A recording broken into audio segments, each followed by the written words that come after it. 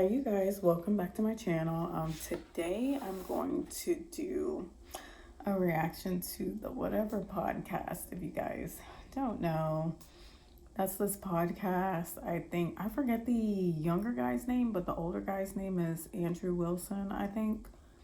And they bring, I think they're based in like California, and they bring in like girlies from OF or like the nearby Berkeley. Is it Berkeley that they do? College campuses basically. So we're talking 18 to about 22. Sometimes they bring on older ladies, like it's all the same theme of like women who think a certain way and do certain things for work that have to do with like the sex industry, and they bring them on and basically I guess it's to kind of like make fun of them, criticize their ideologies. And earlier today, while I was in my misery of a toothache, I was scrolling through YouTube shorts and I saw one of their shorts pop up, and it was very interesting. So I clicked on the video, and let me show you guys the clip. Because you feel that you're not like a feminist or whatever, you are better than other women? No, I don't. I'm a pretty humble person. Do you feel that we hate men? A lot of what you're saying does seem like man-hating behavior. I mean, I do think men suck. I think a lot, because of the patriarchy, a lot of men have arrogance and they mistreat women. Do you agree? No, I don't agree. So you think men don't mistreat women? I do not think that a majority of men mistreat women. So I do not. Why do you think there are phrases like, ugh, men suck? Because I think women are petty and dramatic. Okay, so just because like you're going against other women doesn't mean like men are gonna choose you. I'm not a pick me. I'm married. I'm already sold. I'm off the streets. The streets? Yeah, where all you are. So you think because I'm not married, I'm on the streets and I like really need a husband? You're really bitterly and desperately single, yes. You're obviously not happy. Your attitude does not scream, I'm happy and I love my life. Do you think like because you feel that? Y'all, you might think you'll know what I'm gonna say. You have no idea. So let's go ahead, let's get it. And I might start doing like what am I eating during my reaction videos. Capri Sun as my drink. I also have a little bit of my coffee left. And then some water, because I'm trying to work on drinking water at least once a day. Ideally, twice a day. Drink some water. We're starting very slow. And to eat, I have these leftovers from, dinner last night. I made Alfredo with broccoli and ground beef, and the shells, big medium-sized shell pasta with I think it's ragu Alfredo sauce, and of course I added my own little spice to it, and it's delicious. And I'm definitely gonna make this again because my daughter loved it too. All right, let's get into the video. Question is, how am I gonna snap? Yeah. Welcome to the Whatever Dating Talk podcast, where we try to make sense of the modern dating hellscape. I'm your host, Brian Atlas. We're going to just jump right into guest introductions, and I'll come back to some of the quick announcements. So, guests, go ahead and introduce yourself. Go ahead. Now, fair warning, this is an 8-hour video. Like, am I looking at that right? Yeah. I'm going to 2 times the speed, but it's probably going to be a 2, maybe 3-part video. I have no idea. Maybe I won't 2 times it, like 1.75 or something. It's definitely going to be parts to this video. Hi, I'm Selena. I'm 21 years old, and in my free time, I'm an influencer. You can find me at Selena the Yapper. And I am also from DC, and I go to school at Georgetown University. I'm in my senior year. What are you studying there? I'm studying foreign policy. Foreign policy, okay. And you said your senior year? Yes. What do you want to do after you graduate? What do I want to do? I mean, I need to take a year study for the LSAT and hopefully go to law school. Okay. And in the meantime, I do TikTok. Gotcha. What kind of law do you want to practice? I would like to be a defense attorney.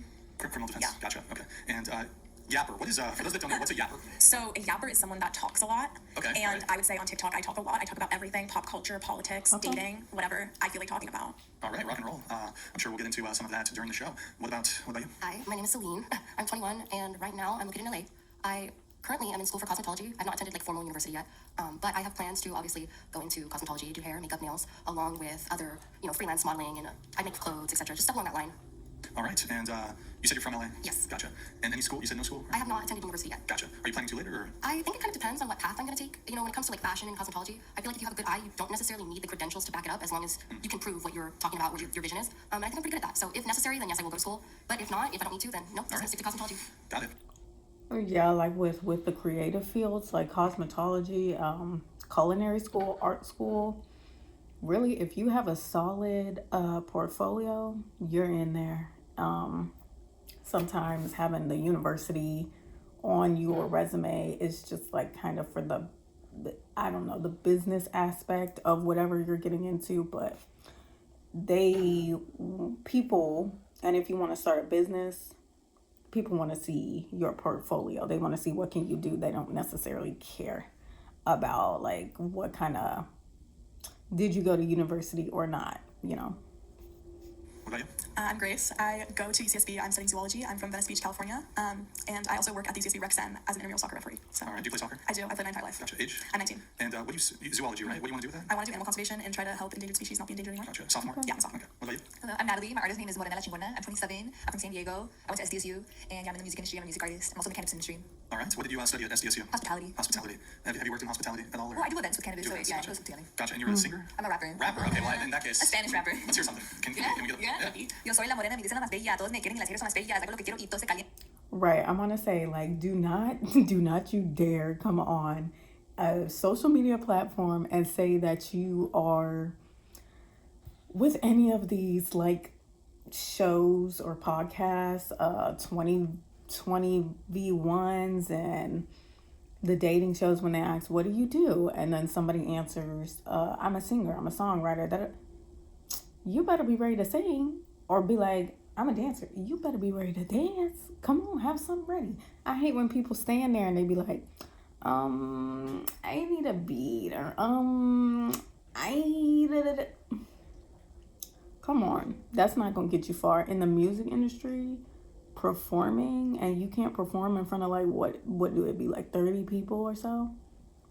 Be for real. So props to her for having something ready like a normal person. A mí me vale madre.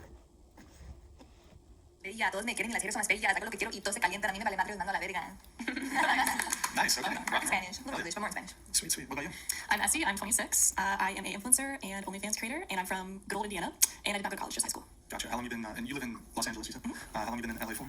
Almost 4 years. Gotcha. How long have you been doing OnlyFans? About 5 years. 5 years. What do you do on there? I play like the girlfriend experience and very like the more so innocent. I don't do full nudity or anything like that. No nudity whatsoever. I do topless. I just started doing topless things. Okay, so that's it. That's the extent of it. Not even in the past. No, not even in the past. Okay, no boy girl stuff. No. Okay. All right. What about you? My name is Lauren. I am 31. I am a single mom of 3 from Tyler, Texas, representing the 903. I am a small business owner, a nonprofit founder, a devout Buddhist, and occasionally a political activist. No college, some college. I dropped out after 1 semester. All right, gotcha. And from Texas, you said. Yes, sir. Gotcha. What about you? Hi, my name is Samara. I'm 22 years old. I'm a caregiver. I'm a stay-at-home mom right now. And then I have some college. I'm planning to go back, hopefully. Okay, where are you from? Ventura, California. Gotcha. And when you were in college, what were you studying? Mortuary science. Okay, got it. What about you? My name is Erica. I'm from Oregon, and I am also a caregiver, and I'm currently 24 years old. Y'all, one thing I have to say about that, I'm about to make a dark joke, but if you go into the death industry, you're never going to lose your job because, all right, so yeah, mortuary science, studying the dead, working with the dead, you're never going to lose clients, if you know what I'm saying. Currently 24. So close to 25 years old. All right, rock and roll. Before we get into relationship status for everybody, I'm going to just read some of our quick announcements. Guys, this podcast is viewer supported. Rarely do sponsorships. YouTube hits us hard with demonetization. As you guys can see, a lot of our, many of our most popular live streams just get limited monetization, ad suitability. Some of them even get age restricted. So that we can continue to not be beholden to megacorp advertisers, please consider sending a tip through Streamlabs, streamlabs.com/whatever instead of super chatting, as YouTube takes a brutal 30% cut. So say you super chat 200. Wait, hold on, let me do the math on that. Wait, 200. The math is if you do a super chat through an Apple device, Apple takes a 30% cut also. So if you super chat 200, then they take half of that. So like $101 goes to YouTube and Apple. So instead, send it via streamlabs.com/whatever Streamlabs messages. Get priority to read. A message during a break is $100 and up. If you want to jump into the convo nearly instantly, consider sending a TTS text-to-speech message, $200 and up. Triggers TTS. TTS is via Streamlabs only. There's a moderation delay with the TTS. Let me actually demonstrate. Oh my goodness, this guy's already on fire. Hold on. One sec. Let me demonstrate what I'm talking about with the TTS since, let me do it here. Boom. Yes from me. Okay. Felicity, get the hell on you, Howard. No messing around now. Yeah, Much love to you. Hashtag Michael is king. Hashtag free Felicity. Hashtag free Nick. Hashtag free Nick. Free Felicity. Thank you, Adzils. Appreciate it. Thank you. Speaking of which, though, there's one more. I don't know if it's going to actually do that. Pasty George donated $1,000. No way. A champagne pop or whatever pop for Jared. Erica. Thank you so much, Pasty. Keep being based. You're so awesome. Thank you so much. We're starting out the night awesome. He's a brave and decent man. He's a pioneer. Thank you, Pasty. You're a legend. I'll do the pop. I'll pop the bottle of champagne here in just a moment. Thank you, Pasty. You're a legend, man. Let me just, I don't know why. Yeah, I need to finish the intro, but there's something weird, like something did not on your end, just like it didn't make the noise, the TTS noise. I don't know why that didn't happen. I'll investigate that later, but in any case, read, did I say like read 100 TTS 200? Pull that up. I did. Yeah. So guys, Streamlabs, you can mute a microphone, pop a bottle of champagne, your real ball, real G. We have some crypto only options, full details in the description. And if you want to just tip, have 100% of your contribution go towards us, no platform fees, no cut. You can send via Venmo or Cash App. That's going to be whatever pod on both Venmo and Cash App. And I'll give you guys shout outs too. We have channel memberships to become a member. You can click the join button. Tier 1 is just $5 a month. We're also live on Twitch, guys. Go to twitch.tv/whatever. Drop us a follow and a Prime sub if you have one. Guys, it's been 6 minutes since we last had a Prime sub. I think it's Bugs Boys. Can you guys just like test out a little Twitch Prime in the chat? Okay, we got merch, shop.whatever.com. These are premium shirts, by the way. Premium hoodies. We don't print on like shitty, uncomfortable stuff. They're super comfortable, super safe. You'll actually want to wear it. Like soft, lightweight fabric. It's like wearing a fucking cloud. Comfortable shit. So anyways, if you buy something during the show, though, we also will shout you out. It's kind of like this. And it'll come up. You can include a message even. You can even include a message when you purchase a shirt. Looks like they bought a hoodie. And so Cardi, thank you for that. And then, for example, here again, the Creech, thank you. And then looks like somebody also just bought a few other items. But thank you guys. Appreciate it. Thank you, Ed. Follow us on Instagram, @whatever. Any women who want to be on the show, you can DM us there, twitter.com/whatever. Follow me on Instagram, Brian Atlas X, Twitter, @Brian Atlas. Check out my nonprofit movement. Oh, my cat, yeah, follow my cat. Stay there for just a second. Check out my nonprofit movement, Big Labia Matter, or BLM for short, because all labia can't matter until big labia matter. As someone who only dates women with large labia, this is like a really like close issue to my heart. And it's the pressing issue of our time. There's like immigration stuff, there's like protests. I don't know, what else what's like going on right now? Economy collapse. This is the real issue that matters. 10,000 surgeries a year, labiaplasties a year. Completely despicable. We're going to ban it. If you can't catch the full shows, we have clip channel links in the description. Discord. Discord.gg/whatever. Speaking of which, we received a very flattering, I post behind the scenes happenings. And I received from Celine. She sent some voice notes. Oh. So I've put the voice notes to some of your TikTok dance videos, and we're going to play that. So why don't you play that right now? I'm okay with this. It's okay. Yeah. Actually, go ahead. Yeah. It's content, but I'm really tired of actually. Go ahead. Yeah. Full screen audio and start from the beginning. Wait, guys, don't call me. Also, I know it's content, but I'm really tired of you guys only taking on dumb bitches and bimbos and fucking sluts on your show. Like, please have some respect for the female community, I guess, and cast somebody who isn't a total fucking idiot. Like, no wonder people think that all of us are like this. You guys are showcasing the most dumb bitches I've ever seen in my life. I've literally never seen a more dumb group of women in one spot than your page. So thank you for that. Very nice. Very nice. So real. Wow, that's crazy. I appreciate that. So guys, behind the scenes, discord.gg/whatever, discord.gg/whatever, and just pull it up in the StreamYard here, the link, yeah. And yeah, if you want to see, I post a bunch behind the scenes. I try to post quite frequently on there, so and you can also interact with I hope she can back that up, that she's not one of them, but she's on the show. So if they only cast dumb bitches on the show, then she's a dumb bitch, right? me. I try to talk a little bit in the general chat. So, by the way, I disavow what you said. That's crazy. It was a little on the extremist side. You said bimbo, bitches. Well, and what was that lightly. one? I said it lightly.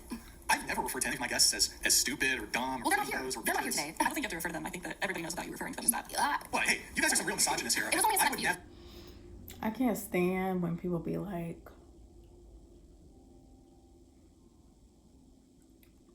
everybody here, wherever here is, like on this platform, is stupid, but then they're sitting in a group of people who are on said platform, and then they pull the, but not you guys, excuse me, but not you guys, nobody here today. Annoying. First off, I don't think Nick, have I ever called a girl a bimbo on the show? Well, some people take it as a compliment. That's true. Does anybody here take it as a Not compliment? Selena, necessarily. is it a compliment? What do you think? What made you send that message? Like, did you feel like you wanted to be on here really badly? There was a specific video that I did see, a few actually. Sometimes they just ask very targeted questions to obviously not the brightest people in the room. That's very insulting to the. It's okay to not be that bright. It's okay. Some people just, it's not their strong suit. But I have seen the tendency to ask, the not the brightest people in the room the questions, and then you get the not the brightest answer. And the comments are like, everybody's women You suck. make that noise again? No. Oh, okay. I mean, I think that's based if you have base taste.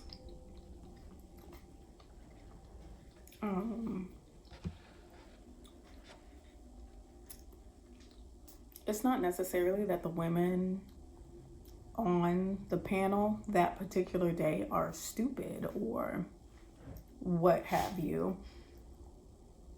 They haven't lived, depending, like here, we have a good mix of women from, well, one of them is a teenager. We have a good mix of women. Two of them are stay-at-home moms. So we have a broad range of like experience here. But if you're talking to an 18-year-old, for example, about societal issues that they haven't even faced yet, yes, to the outside world, or I should say to certain people who comment and like eat this stuff up, like the red pill type people, they will just be like, oh, she's so stupid. He always puts stupid people on here. Stop putting stupid people on here. It's an experience issue. Like, it's a life experience issue. They want you to gloss over that. They don't want you to think about that, because then their whole platform falls apart. Because it's supposed to be like, oh, we are so much smarter than these girls of the modern age, and look how they respond to everything. But really, it's, you're asking a certain demographic certain questions that they just don't have like experience in, or like nuanced perspective in. Is very like black and white. If you ask an OF model about men, they'll probably be like, oh yeah, they're disgusting, slimy, but because those are the type of men she interact with on a daily basis. So Like, if you're coming on here and you have base takes, which you may. We haven't gotten there yet. Yeah, we'll get there. We'll get there. Anyways, that's funny. So that's behind I the actually scenes. really appreciate that. Touched the heart, honestly. The show in the video? Like just a little. The montage? Yeah, I really love that actually. she gonna have to back herself up. I wouldn't set myself up like that. I would just be quiet like the rest of these girls until, I don't know. I would just be quiet in a situation like this where you could get canceled per se, or torn up in the comments. Yeah. Well, you're welcome. Thank you. We'll send it to you if you want to upload it to your. I do. So, okay, we're gonna get back to relationship status. So, tell me your relationship status. So I'm currently single. I was in a situationship with a red pillar, and that actually is what motivates a lot of my content. I like to spread awareness against the epidemic, which is red pill men. Okay, epidemic. Yep. Of Red pill men. What is an epidemic? It's a crisis. It's Crisis. Yes, correct. What is the crisis? The crisis is that red pill ideology is being spread to all of these men. Actually, the United Nations also recognizes it as a crisis because red pill men are more likely to kill women. Actually, sorry. When you say red pill, are you referring to what? I'm referring to men that are extremely misogynistic and hate women. Are you unfamiliar? When I hear red pill, I'm thinking more so, I'm thinking incels. I'm thinking men going their own way, MGTOW.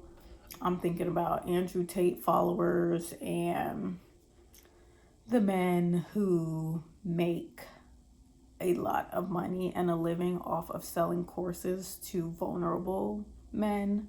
Vulnerable like teenage boys and other men and stuff like that. That's what I think about when I think about red pill, like kind of like extreme conservatism where it gets into like the controlling of women type of behaviors. You're with what red pill is? Well, I mean, there's a whole bunch of terms. Or so are you unfamiliar with red pill? Well, why don't you explain it to me? When you use the term red pill, what do you mean? Okay, so the red pill movement came specifically, they're referring to the Matrix, when kind of men take the red pill and they become awakened to the fact that a lot of women are dangerous for society, okay? Did you just say that the fact that women are dangerous to society? No. Well, that's your position. I never said that. I You said did. this is what men who are red pillars do. Really quick before you continue with the definition, you cited to the United Nations? Yes. Which is incredibly biased, but okay. Okay, what is the United Nations bias to? Oh, there's massive left-wing bias in the United Nations. And like, for example, Okay. so for example, like they have a UN women, they don't have like a corresponding UN men. Why would they? What do you mean? Wouldn't that be equality? So women have been oppressed for centuries. Are women oppressed currently? Some may argue yes. In the United States? Yes, some may argue that. Is the red pill predominated? Do I think women are more oppressed than other minorities? Not necessarily. Okay, so I you're think talking about intersectionality. yeah. Lord, I might have to slow this down because they playing tennis right now. I think white women may not be oppressed as women of color, but if we're talking specifically about black women, they are far more oppressed. And yes, they are disadvantaged because they're facing racism, but also misogyny. Okay. Okay. I want to say, y'all, she looks racially ambiguous. Let me show you kind of the mix up here we have on the screen. She looks a bit maybe Hispanic, Native American. I don't appreciate when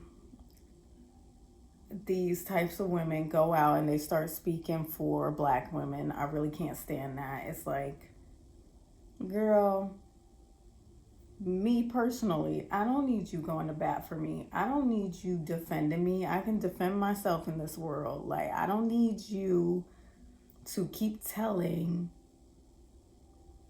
people of other races who will never come talk to me personally how I might feel about the world. I don't like the whole narrative of like, oh, black women are so oppressed and they're double oppressed and they're triple oppressed because XYZ. And we need to do this for them. And we're grown women. Like, you realize that, right? It's infantilization. And this happens in a lot of minority communities. We could go on and on about how this happens in the mental illness community, the black community with women. We can talk about how it happens with disabled folks of all types of disability, intellectual and physical. People like to do this because they like to feel like saviors, like, oh, this group of people, we need to go save them and da da da. They don't know what they're doing and they're destroying themselves. Does this sound familiar to anybody? Don't this sound like the same patriarchy that she was in the shorts talking, the same patriarchy that she's talking about is built off of that same ideology. These people are beneath me. They're different than me. I don't understand how their culture works or how they think, so I'm just going to automatically assume they need my help. They don't know what they're doing. They're lost. They need me. I need to save them. They're so oppressed. We need to do something.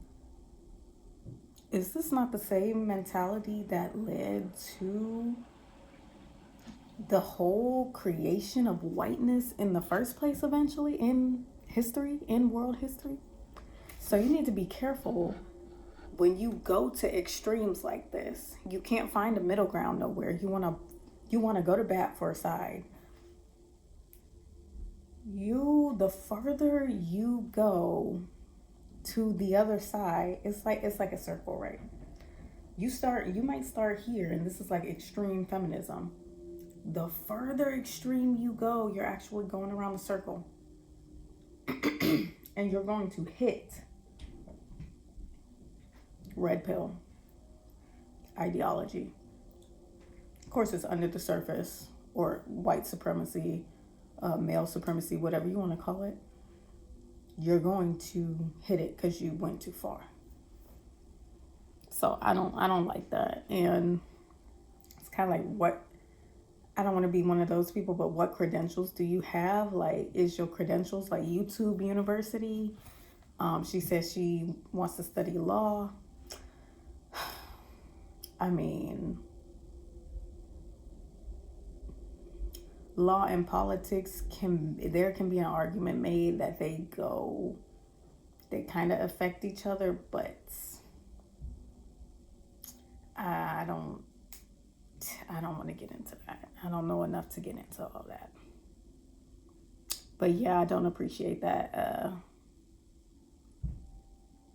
Don't make a monolith of all black women and what all of them, you assume all of them are going through. When it's like, have you talked to any of us? Like, have you lived with any of us? I don't know. So anyways, but back to the United Nations being biased. Yeah, it's Okay, so you're telling me that the United Nations, that has a Security Council that is filled with the United States, China, and other countries, are left-leaning. Yeah, it's if you look at, for example, the UN Women like Twitter account or like what they're doing, it's basically feminist propaganda. So feminism is more a left-wing ideology. So I would say if you're like propagating. I don't know nothing about the United Nations, but there are groups out here that are leaning to certain political sides, and what they do, the rules they enforce, the things they post online, the things they support and speak out against will reflect that. So yes, even though they are a, whatever you want to call it, many countries are in this, they can still have a bias toward progressiveness or conservatism or what have you, like just like any other group. I mean, but these groups don't really operate in society's best interest in the first place. They will just do and say and support whatever, you know, the people who support them support, so they can, I don't know, it's the same thing with politicians. Like they'll just say whatever sounds good to, one day they want to appeal to the Black community, so they're inviting people like Megan Thee Stallion and all these people to events, and then the next day they want to be talking about whatever, modesty and anti-abortion, because they want to appeal to conservative Republican people. They don't have your best interest in mind. Feminism, that is a left-wing bias. Okay, so what the United Nations does, a lot of what they do, has to do with advocating against genital mutilation in Africa, okay? So, of women. So is that, like, problematic? We should fight against that? Oh, I'm against that 100%. Okay, so who else is going to do that work if we're not talking about the United Nations? If we're going to bring up genital mutilation, I think it's fair to bring up the fact that actually male genital mutilation is actually far more prevalent and common throughout most, well, I don't know about in certain countries, but at least in the United States, for example, in many Western countries. Now, me and my husband was discussing circumcision just this morning because I got my results for whether we're having a boy or a girl. This morning we're having a boy, and he brought up, yeah, I want my son, whichever one it is where he gets the surgery.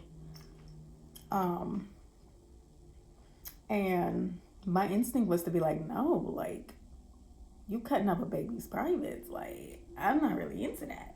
Like, and I'll do some research and see if it's truly necessary, but I'm not into that. So it is a problem.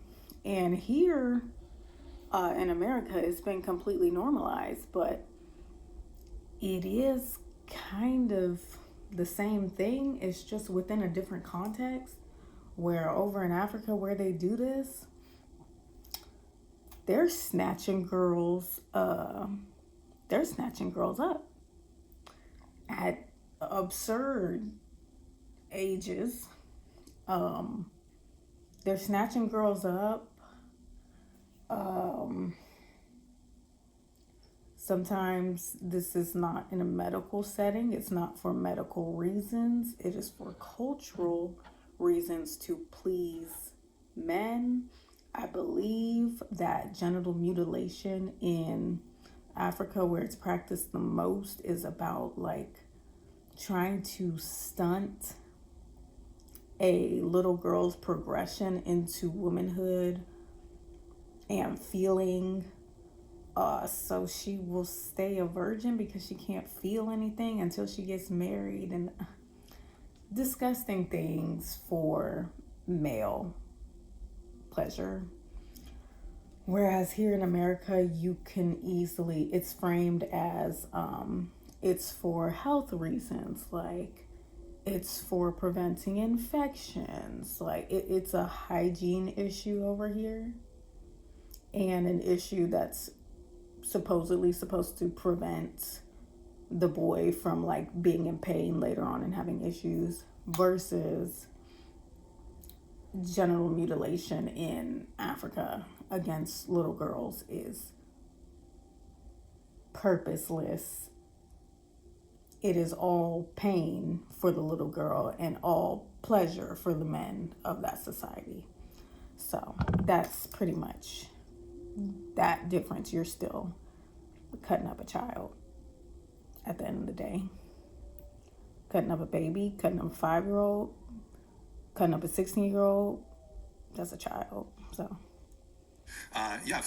male circumcision is completely rampant, and actually there doesn't seem to be any sort of attention or push brought to this outside of like male spaces. Okay, so are you trying to compare circumcision to female genital mutilation? Yeah, well, I'm prepared to say this. So there's a difference, you gotta because allow as a me- man. Yeah, I agree that. Okay, go ahead. Yeah, I agree that there's a difference, and I would be willing to grant, for example, like if we're comparing a one-to-one situation where like a woman has her clitoris removed versus like a fairly commonplace like medical circumcision, I'd be willing to absolutely grant that like the female genital mutilation is worse. However, there's far more instances of circumcision than there are of FGM. Okay, so if you are a man who is circumcised, Yeah. can you still yeah, you're cutting off of a pleasure part is different than cutting of a part of a pleasure part. use your? Can a woman who's FGM, Can you still have an orgasm? There's different types. Well, so I would say, just to be charitable, for the majority of men, yeah, probably. Of Okay, course you can. However- versus. Okay, that's fine. However, And then we need to also yeah, look but you at- gotta let me finish if you're gonna ask a question. So I would at least point out that it's not always the case that circumcisions happen without any sort of side effects or even like total loss of the penis. In fact, oftentimes, yes, in some cases with circumcision, there's total loss of the penis. There's like severe scarring, all kinds of things that can happen. Okay, so here's what I want to say though. Yeah. I think there's a difference between why female mutilation happens He versus knows. circumcision happens. Okay, He so a knows lot of the that. time circumcision happens. It actually started in religion, and a lot of religions believe. He's just kind of pandering to say like, yeah, well, sometimes he can like lose feeling or something. Is that 100% of the time? Of course not. But with female mutilation, it is nearly 100% of the time she loses complete feeling in her clitoris, which is her ability to feel pleasure. That it was better, it was either cleaner, or it was a way to show some type of religious whatever. Okay, versus female mutilation started so a woman cannot experience pleasure, because a lot of the countries where you see female mutilation, they don't want that woman to experience pleasure. They don't want her to have an orgasm. Right. And then, circumcision versus uncircumcised is detailed in the Bible. So, yes, there's, religious reasons also. Religious and medical reasons for why it's acceptable to, mess with a little baby boy's private parts versus what they're doing in third world countries. And they don't believe women should be having sex for reasons other than having children and childbearing. And so that is the difference. That is a key difference to note. I mean, my understanding of the research I've done, this practice of female genital mutilation, it's actually something that's upheld by the women in these societies. And women will practice it on other women. So it's not like some... Yes. But this is getting into abuse, right? This is what these men won't comprehend. They can't mentally comprehend this because they're not a woman. How can only the men in a society, how can they accomplish anything on their own? They can't. Women will uprise, right? So And usually, isn't there kind of like more women than men in any given society? So there's that. So men can't just come together and demand women to do a certain thing without force and without extreme consequences. So what do they do instead? All you have to do is just brainwash the women in the society. You just have to start brainwashing them. From when they're a little girl, you brainwash them. You come up with excuses that sound great. And some of the women in the society will agree to, it's kind of like cognitive dissonance. Like, it would take too much effort to be constantly conscious of how wrong something is. You wouldn't be able to function in a society like that. You wouldn't be able to like swallow the depth of how horrifyingly wrong it is to force a little girl to get parts ripped off of her, right? And then one of the most sensitive parts of her body. So what do you have to do? You just brainwash the women in society. You create this veil of like, oh, this is why we have to do this, and it sounds good, or else you just straight up force them. So it's like, how else will you function if this is some people's coping mechanism? How else will you function in the society if you don't just go along with it? Because as time goes on and other women start speaking out against it in the society, they will be punished by the majority. They might be the only one in their village, city, town who will actually speak out and say, wow, y'all don't see how fucked up this is? I'm not doing this. I'm not making my daughter do this.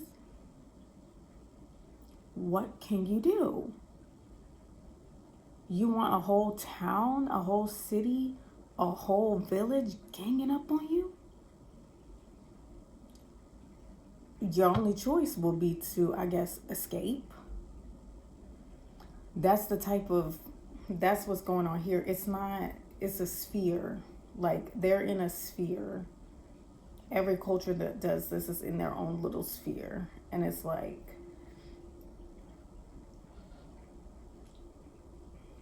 I don't know. You can't. I mean, there's consequences. And the consequences are sometimes too incomprehensible to even like consider speaking out. Like, you might lose your home, you might be killed, your daughter might be taken by force. There's a lot of consequences for speaking out against something like this that we just don't have over here. So it's a survival mechanism to agree with something that's clearly egregiously wrong. Men like him, I guess, or maybe he's just pandering. Men like him really don't understand how a woman could stay in a society like that, agree with something like that while really like deep down not agreeing. He doesn't understand. And then it's the same thing with abuse victims. They don't understand. Why didn't she just leave? And then we see results of when she finally leaves and then abuser kills her. I don't know. Evil conspiracy of men that are like holding these women down and mutilating their genitals. It's actually typically something that is both practiced by the women in either the tribes or in these societies. And in addition to that, it's also something that's kind of, there's a social pressure more so that women enact this upon other women versus some sort of patriarchal structure that is like oppressing women into getting at. First, the men were doing it to the women, and then to assimilate in the culture the women just said, you know what? Why don't we just take this into our own hands to try and feel powerful against their abusers by just perpetrating the abuse? That's how it gets passed down. Like, the men no longer really have to do anything because the women are also brainwashed. So a lot of people in specific countries aren't necessarily as educated on that, and so they may feel that way. But I do agree with your point that it may not be only the men. Like, men are these monsters that are forcing women to get mutilated. But I think a lot of the causes for a circumcision versus mutilation are different, and we need to look at the root causes for that. Do you want kids when you're older? I don't know. If you were to have sons, would you have them circumcised? It depends. I would look at the health benefits. I would look at how it would affect them when they grow up, and then I would base it off of that. I would want my kids to live a long, healthy life. So whatever would allow them to do that, I would do. Yeah, sure. I mean, I'm prepared to say like FGM, and just to be clear, FGM is like terrible, and it should be completely abolished in the countries that practice it. At least as it relates to the United States, though, FGM is completely, you can't do that. You can't do FGM. It's a criminal offense. Here, it's like a routine medical practice when there's a newborn boy. So do you feel that it harms those children to be circumcised? Yes. It does not. I think. It doesn't harm my child. I mean, there's varying I think it levels. does. It doesn't. But they're in pain afterwards, aren't they? Babies can feel pain, y'all. The crying is not just only a reflex. Like, babies feel pain. They have pain receptors. Okay, they're humans. So surgery hurts, whether it's a baby or whether it's a grown man. It hurts afterwards. Like, you can't, how much pain medication can you even pump into a freaking newborn? Basically none. Little to no amounts. So yeah, your son is in pain after a circumcision. He just can't tell you. I mean, there's a whole bunch of different arguments. Like, for example, like you're inflicting a psychological wound by like, I mean, they scream and they cry when you do this procedure. So there could be like some potential argument as to like psychological damage that could be done. And in addition to that, while I would be willing to grant that in most cases, yeah, you have a circumcision and your penis down the road ends up working completely fine, I would argue that there is a proportion of people who do have, or boys who do get circumcision who then grow up to have either scarring issues. They have trouble with, they have less sexual pleasure because that is like side effects. Not to be graphic or whatever, but there's like pleasure. What's the nerves? Thank you. There's like nerves that are removed. So I mean, they probably, still enjoy sex, but it like diminishes to some degree the sexual pleasure that they would have otherwise had. So what do you say to religions like Christianity and other Abrahamic faiths that encourage that? Oh yeah, I'm absolutely against it. I don't care what your religion says. Doesn't really matter. We should completely do away with circumcision. Mm-hmm. I think that a CT scan would show pre and post circumcision that there is trauma in the child brain. And sometimes they lose like part of the glands, they lose part of the head. In some rare instances, they'll lose the entire penis. I believe that a part of circumcision, like coming into place in the first place, was because of Puritan culture. They wanted, in some instances, they wanted to remove the pleasure nerves. Yeah, sure, that could be. I think that could probably be the case, and I think there are. What I read in the Bible is it was God marking, I believe, Adam and his lineage. I believe it was one of the prophets who was being spoken to by God, and it was to mark and say, all the boys in your lineage will be uncircumcised, and that will be like the mark that you are my people. That's basically what that was about in the Bible. I don't know if what they did before, what big excuse like pagan societies made for that, but in the Bible it's a mark of basically being of Abraham, like she said, Abraham's lineage. There is some religious component to male circumcision, but I don't want to get too far down the rabbit hole of male circumcision. We were relating it to the UN, and my position was just that the UN as an organization clearly has a bias against men. So So I don't think it's like a particularly. So how does the United Nations harm men? How does it I didn't does it, necessarily say they harm men, but I might be able to make that argument. okay, so you feel that the United Nations, do you feel that it should exist? Should it exist? Well, I'm not really like a geopolitics guy, so I would have to look into the benefits, like politically, of having the UN or whatever. However, like I do think it's, again, not really my wheelhouse, but at least as it relates to your claim about you citing to the UN, saying, well, the red pill What is ideology, the it's UN? like it's a emerging. I don't know what it is. Technically.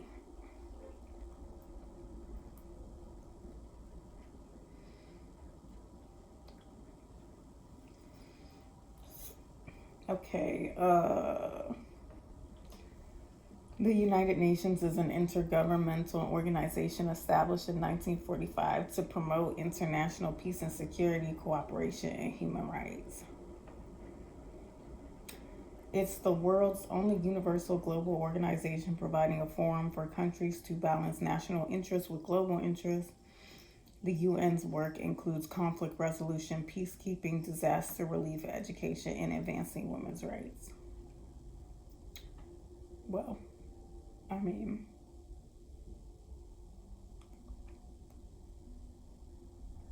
if that's a big part of their agenda, but advancing women's rights looks different based on what country we're talking about. Like, yeah, in a country where they're doing female genital mutilation, advancing women's rights is going to look like catching them up to where we are here in America. What does that possibly look like in America when where we are now?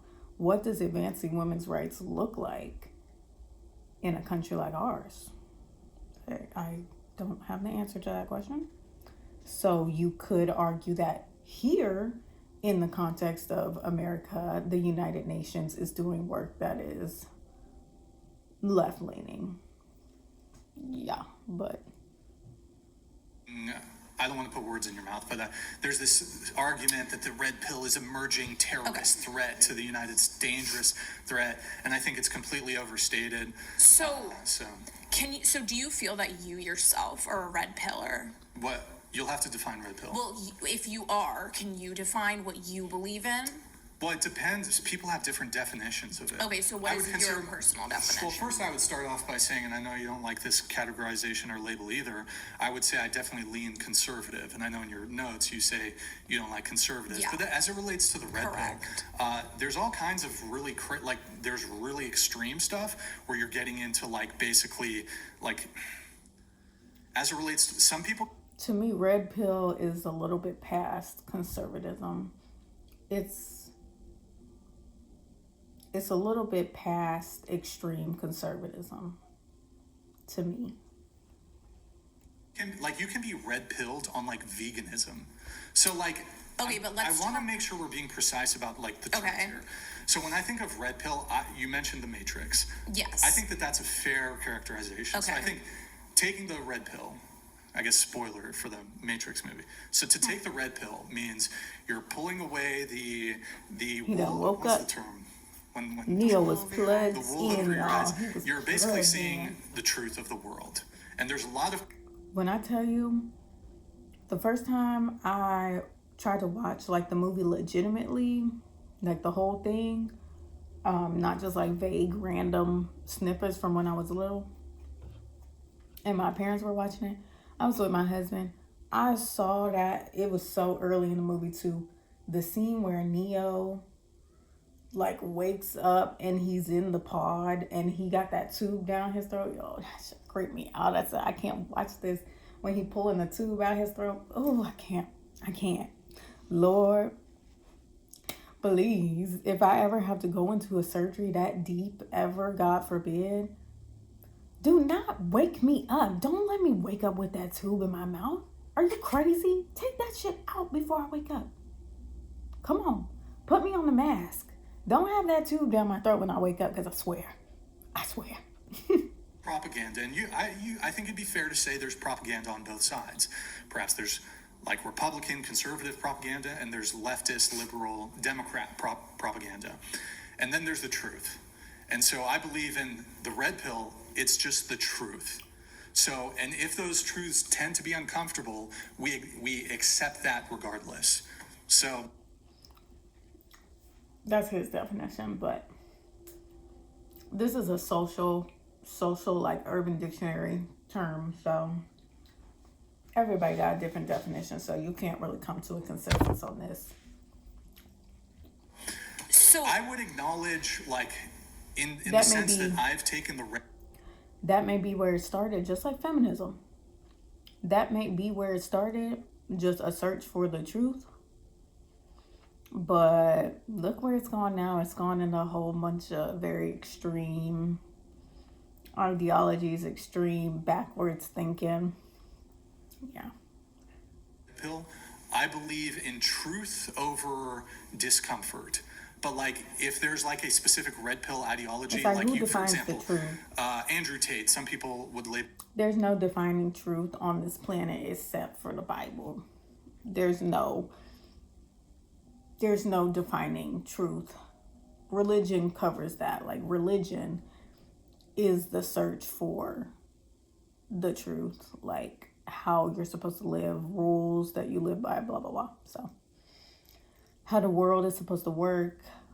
Red pill is not going to tell you how the world is supposed to work any more than any other guide on this planet that has been created to try and tell human beings how they're supposed to live and why women do this, why men do that. Nothing's going to tell you that, like, except science, biology.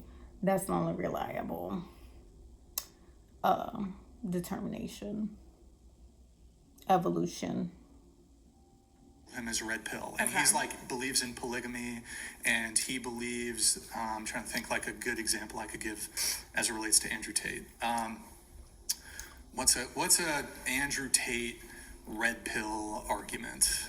Do you have any? that basically men are more oppressed than women are. Does Andrew Tate argue that? Many people and proponents of the red pill are Ain't it crazy that we don't even know what Andrew Tate was spewing on his podcast? We can't even say what he. I couldn't tell you what kind of argument he would make. I couldn't tell you what he believes. ideology argue that. Do you I don't believe think he that? could tell you what he believes. Do I think men are more oppressed than women? Perhaps in some ways, yes. And you know what? Fuck it. I'll bite the bullet. Sure. I can. I mean, sure. I'm prepared to bite the bullet. Sure. Nobody's winning. Like, it's not cute to play the whole victim. Who's the bigger victim? Not even in gender wars. It's not cute. Like, at the end of the day, you as a male, you as a female, we are not different species. We both human, right? You realize these? I feel like some people don't realize that. And they took men are from Mars, women are from Venus way too serious.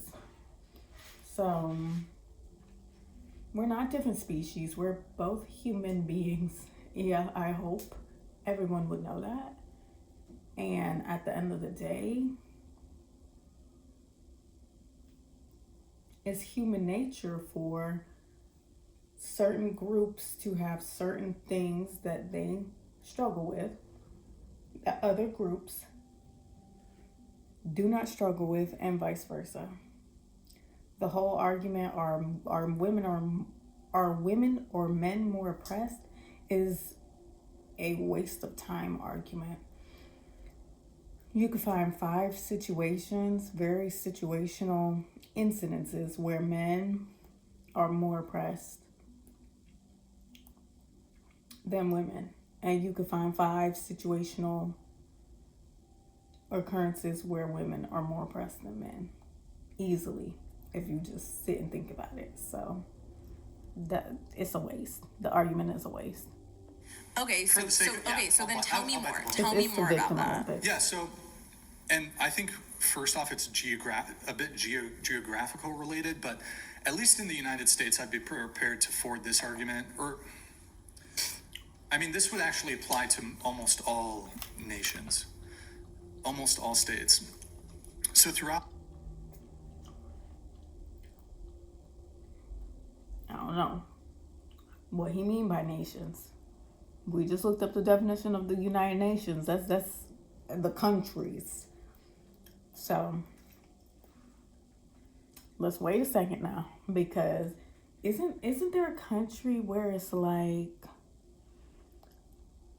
men have to like cut off a limb to prove that they will like to get to marry a woman or something? He has to cut a limb off to prove that he is in love with the woman he wants to marry, and then she gets to decide like whether she's gonna accept him or not. That's deep, y'all. That's deep. Either that used to happen, or I don't know if it still happens, but just an example. all of human history, the story of feminism is women have been oppressed, women have had it worst, men have had more privileges, men have had all these positions of power. Men were the oppressors, women were the oppressed. For sure. Well, I kind of dispute that. And I think that perhaps you can make the argument that Let me let him finish, because is he going to say what I think? throughout all of human history, a very, very small proportion of men did have power. Right. But I wouldn't say those men had power because they were men necessarily. Now, I want to show you that the girl who's talking a lot, she did this to that statement where he said a small portion of men have power. This is why I'm telling you.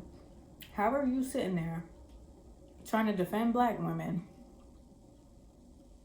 but you want to say that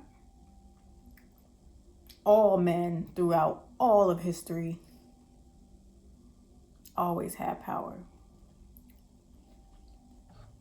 Nah. Trust me. On the plantation, what power did the black man have aside from over the black woman on the plantation? Who was above him? The white man. Excuse me. Above the black man was the white woman. Because you got to understand, the white woman was also beneath the white man. Okay? On the plantation, if we want to talk about slavery and U.S. history. So nobody was winning except this particular portion of white men, for whatever reason. They just happened to be from a long line of people who already had power. So power begets power. So I don't think it necessarily has to do with the fact that they have a penis and that they're men.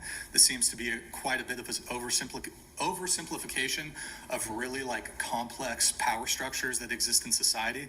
Because like I would just point to the 99% of both men and women who had absolutely no power through human history. So this idea that, well, men as a group, and let me just ask your position on this, are men as a group the oppressor class? It depends. It is a lot more nuanced than that. I can agree with that. I think when we're talking about class struggle, that is one thing, okay? But then we're going to talk about, if we're talking specifically about gender, if we're looking at male and female, men, yes, have tended to maintain power and have held on to that power, right? So if we're looking at, for example, the Bible, okay? And something that's been there since people can cite it people have been citing it from the beginning of time, okay? The Bible in itself has misogyny in it, right? So if you're looking at the Adam and Eve argument, men have used that for centuries to oppress women, saying that women caused original sin, women are the root of all evil, Eve. Y'all,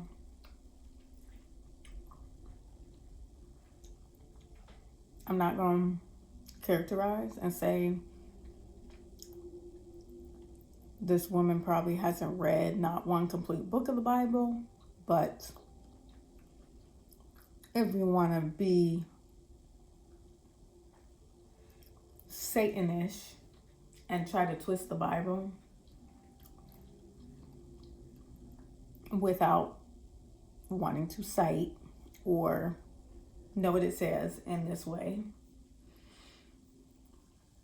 yeah. Men have surely twisted the Bible and said that, oh, it says in the Bible that Eve was the original sinner and everything is her fault, so we need to punish one. It's just an abuser's excuse book. So, no. God is both. It's both sides. Male and female is two representations of all that God is. Two sides of the same God.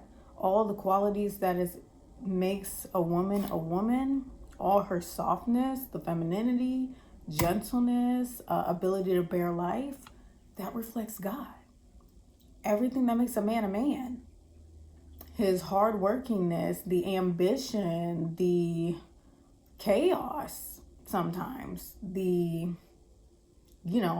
misuse of what testosterone is supposed to do for society, that reflects the masculine part of God.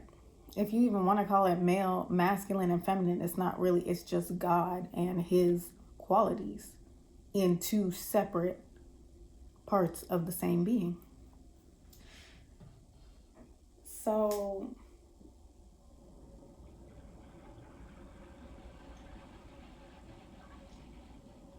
the Bible is not a misogynistic rule book. Like some of some women who are into the feminism, they end up hating God, and you wonder why, because it's kind of Satan's plan to get you all riled up and you want to hate God. That would be an easy way to eliminate what do you call them? Eliminate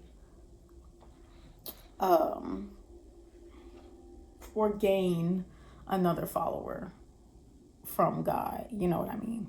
That's a very easy way. Took a bite of the apple, so it's women's fault, okay? And that has really led to so much misogyny that is at the hands of men wanting to oppress women. Wait, men want to oppress women? Is that God's fault, or is that man and all his flaws, like man, human being, and all his flaws? Because of their faith, potentially. Because of the original sin? Potentially, I've heard that argument multiple times. Well, so just to be clear, I'm not going to forward any religious arguments. I'm agnostic. Okay. I do have pro-Christian sentiments. So, yes. But I'm not going to have a theological debate with you. Yeah, and I'm not... I just want to go back before Eve disobeys God. Who was in her ear? Was it a man? Satan is not a man. So it wasn't a man in her ear making her sin. It wasn't her herself making her sin, because she wasn't going to do that on her own. She was going to obey God. Who was talking in her ear? Satan. So how did sin enter the world? Satan. If you want to get theological. We should have a theological debate. Religious? Are you? But I am not. My religious beliefs don't necessarily bleed into my political beliefs. Are you religious then? In my personal life, yes. What, are you Muslim? Or? Yes. Okay. But I will say, this is what I will say. I will say that a lot of Christian ideals bleed into, yes. If you don't mind, really quick, just on you're Muslim. Yes. Do you think Islam is less oppressive than Christianity? I think that the media wants to frame certain narratives. I think if we're talking about religion, Yikes. a lot of times religion can be weaponized against women and used to oppress them, okay? And if we're talking about the West, of course the West is going to want to frame Islam, whatever, as oppressive, this and that. Am I making the argument that Christianity is more oppressive than Islam? Not necessarily. But, I mean, I don't think it's just media framing. So, I mean, we have, for example, Islamic doctrine that we can look at. Okay, let's talk about that. What Islamic doctrine is Okay, so oppressive to she's women? Middle Eastern, Oh, well, I I mean, suppose. again, I'm not a theological expert, but what I could point to, for example, like, I think in Muslim majority countries, you tend to see less freedoms for women. So if you look at most Western countries that are either Christian or have like a Christian heritage, women have like really robust freedoms in either Christian countries or So what do you historically define Christian as countries. freedoms? Sorry. Oh, sure, like ability to vote. Well, I mean, like, for example, do you think the United States is more, at least as it relates to women, is more free than like Afghanistan, which is a Muslim country? Yeah, but like in what regard? So if we're talking about women owning land, Like currently? yes. I So if think- you're gonna say, so are you saying that freedom equates to That's ironic. So, you're Muslim, clearly a modern day Muslim, was not raised in the Middle East.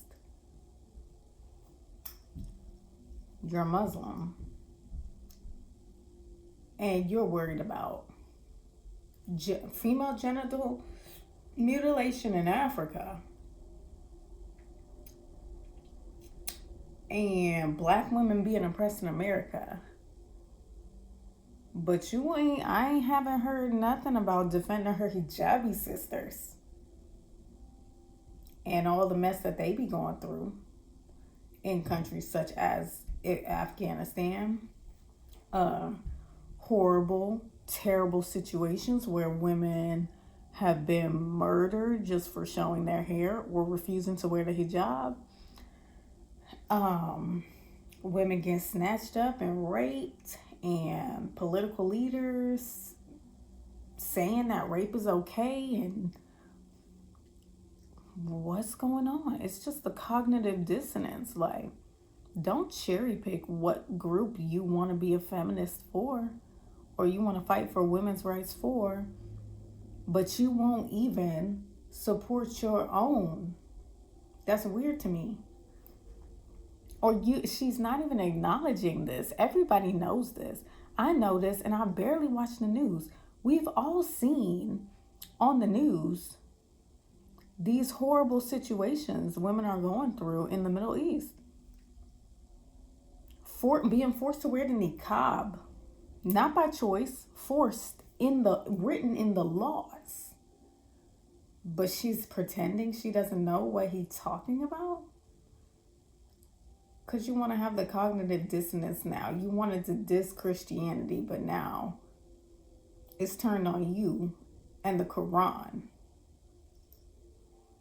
But you can't acknowledge what's wrong there in your own religion. How women get to dress, or are we talking about right to own land, etc.? You think the only restriction on women's freedom in Afghanistan is their dressing ability? No, I never said that. I'm just asking you to define freedom. Freedom. Isn't some of them not even allowed to drive?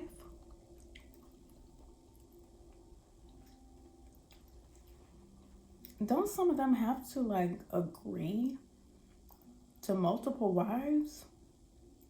Having sister wives, all kinds of stuff. Like if we're talking, okay, so if we're talking about, for instance, Saudi Arabia versus if we're talking about Afghanistan. I would probably argue, again, I'm not the expert in like all, Muslim majority countries. Yeah, so sorry to interrupt you, but that's what I'm saying. It's very nuanced. Sure. So I can't speak to all Muslim majority countries. Sure. And then if we're talking about countries that are under the Taliban, or ISIS, etc., that's also very different. And you did cite to female genital mutilation.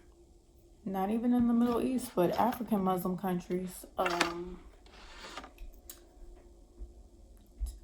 was it called? I just that whole situation, this happened when I was a sophomore in high school, 2016, potentially. The situation where that militant group went and kidnapped all those little girls from that high school, and they just freaking disappeared.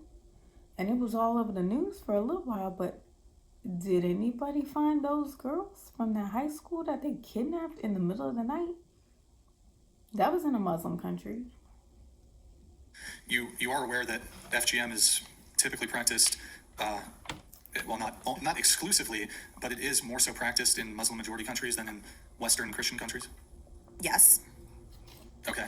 So again, that doesn't mean I agree with that practice. I think everyone, for example, if we're citing the KKK claim to be Christian nationalists, and they still kill black people. Okay, so what I'm saying here is people take faiths and they become extreme. They can take an iteration of faith and take it way too far. But that is so. When I'm speaking for in my personal life, I practice religion. That does not mean that I stand for a lot of the ways that it has been corrupted and a lot of social things that it imposes on women. Well, hold on, but you really quick, you invoked the KKK here when we're talking about like the Islamic influence in Muslim majority countries. So wait, hold on. I think that's a bit of a false equivalence to say that, first off, the KKK has no political capital at all in this country, and it's a false equivalence because the Yeah, they're not Taliban making has laws. robust political power in Afghanistan, and that's not like. So yeah, but there was a time that the KKK had robust influence here in the U.S., right? So Not necessarily. I mean, I would agree. So I would agree. Historically, the KKK was bigger, had more influence, perhaps, what is it, 50s, 60s, 70s, but not anywhere near approaching the level of influence and power that like the Taliban has in Afghanistan. okay, and I agree that the Taliban and its practices are incorrect. But what I was pointing to with the KKK example is that a lot of time religion can be taken and manipulated. And so I'm saying in that specific instance, do I think that is If she can go so far as to say the Bible is misogynistic, but then sit here and acknowledge she's not saying Christianity is more oppressive to women than Islam, which she's saying Islam is more oppressive. How is she not calling the Quran misogynistic? You see how it don't make sense? a perfect iteration of what Islam should look like? Absolutely not. But am I here to defend Islam? No, I'm here to protect women's rights. And I think a lot of the times religion can be great and it's a great thing to practice and keep in your life. Do I think it should? Then you're not really a Muslim. I'm sorry. You don't want to defend your beliefs, your God. You don't want to defend your God. You're not following that God. I don't know. I don't like that argument. I don't like leaning back from your faith like that. Leads into politics and how we practice certain things and how women are treated? No, because it can always be co-opted. Well, I guess just because you invoked the conversation about religion and you seem to have shifted blame towards Christianity, I was simply just pointing out you yourself Yes. are a Muslim, where, I mean, I think it would just be, it's objectively the case that at least as it relates to the religion, it seems far more oppressive to women's freedoms than Christianity. And then if you look at the fruits, of Christianity, you look at Western countries that either are Christian or have a Christian heritage, Christian history, you can compare them to Muslim countries, Islamic countries. They're far more rife with lacking in rights for women. I mean, to be honest, I disagree in the sense that I think a lot of the times there's a few things I want to say here, right? I don't want to have a theological argument with you, but I think if we're looking into the specific texts when it comes to the Quran versus the Bible, the Quran is less oppressive to women, especially at the specific time that it came down. I think it is a matter of interpretation when it does come down to that. I think that your overgeneralization of the Bible itself is harmful. I don't necessarily think it's an overgeneralization. I'm just saying if we look at the texts themselves, right? So I've studied both the Bible and I've studied the Quran and I've looked at both of those texts. And by looking at the text, I can tell you that the Bible is more oppressive towards women. I don't care. So did Satan. Satan know the Bible in and out. Satan know everything.